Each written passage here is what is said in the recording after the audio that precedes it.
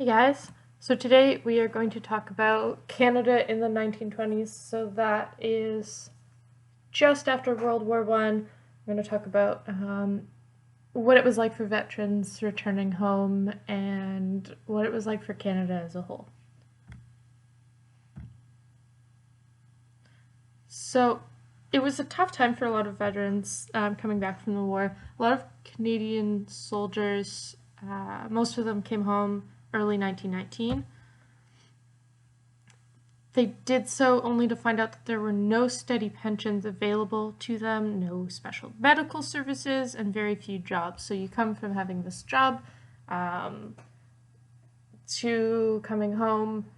At least you're back from the war, but you don't have a job, you don't have any special medical services. And a lot of these people would have really needed them because of their special injuries, whether it's from the gas or explosions. Also, PTSD is a big one. And a lot of the Canadians who did have jobs were dissatisfied. So during the war, the labor unions had reduced pay to do their part for the war effort. Um, and because the cost of goods were soaring as a result of the prosperity of the war, so during the war, the economy was doing really well. Many families could barely cover the cost of rent and of food because they had these low wages. And companies were still making profits, which ended up with confrontation between workers and employers. It's pretty inevitable.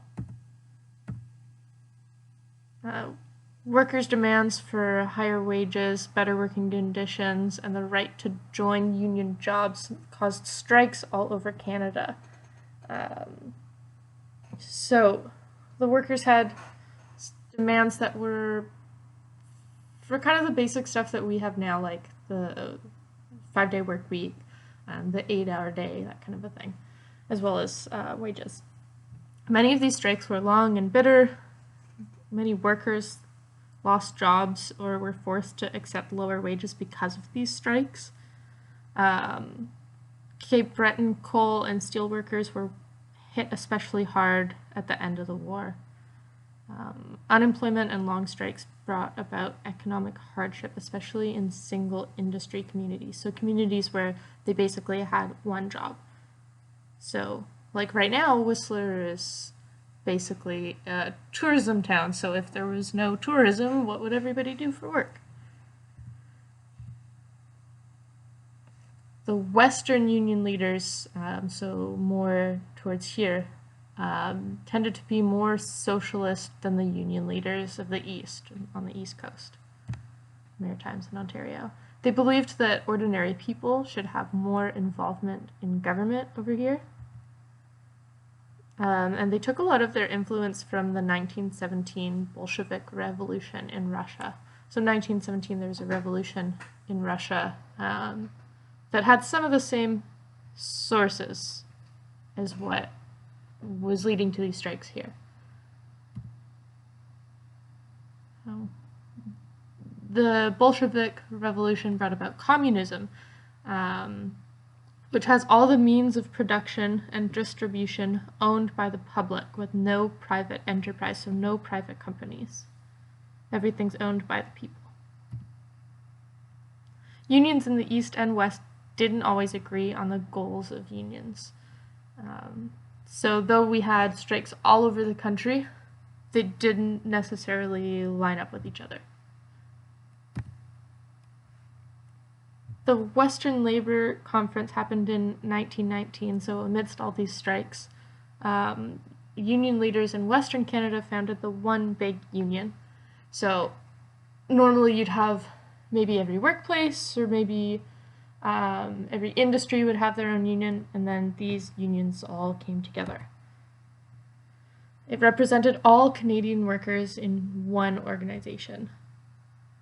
And its goals were to help workers establish more control of industry and government through peaceful means. And their main weapon was a general strike to all employed workers. So this was going to be a strike just all across Canada, everybody striking. That was their goal anyways. So the Winnipeg strike was May 1919. So Winnipeg's metal and building workers walked off the job demanding higher wages, a shorter work week, and the right to collective bargaining. So bargaining for better working conditions altogether. The Winnipeg Traders and Labor Council voted for a general strike. And 30,000 people walked off the job, with over half not even being union members. So these would be people who weren't part of a union but supported what the union was standing for. And the strike paralyzed Winnipeg. There were no firefighters, postal workers, telephone or telegraph services, newspapers, streetcars, deliveries. There was nothing. So the whole city was shut down. Business leaders, politicians, and industrialists formed the Citizens Committee of 1,000. So these were people who owned businesses and industries, so like a mine operator, people like that. And these guys saw the union leaders as a part of a communist conspiracy to overthrow the government.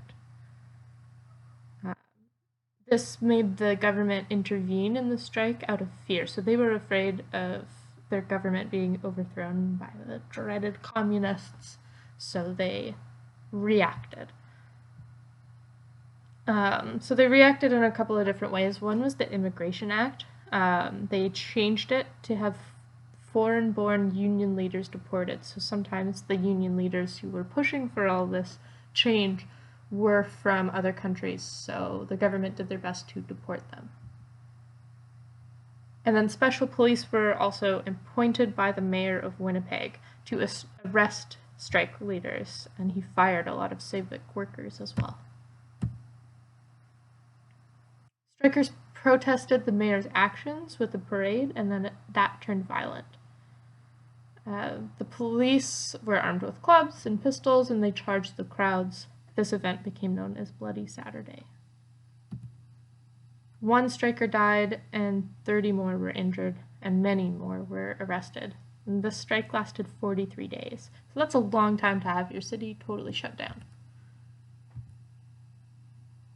7 of the arrested leaders were convicted of conspiracy to overthrow the government and served between 2-month and 2-year sentences in prison. And a lot of the workers that participated in the strike weren't rehired. And then others signed contracts saying that they wouldn't join a union. Probably they signed those contracts because otherwise they wouldn't have gotten a job. So distrust was growing significantly between workers and the business class. It wasn't until a lot later that much of what the workers fought for was achieved. So again, that's the shorter work week and the shorter work day and wages and things that protected your safety.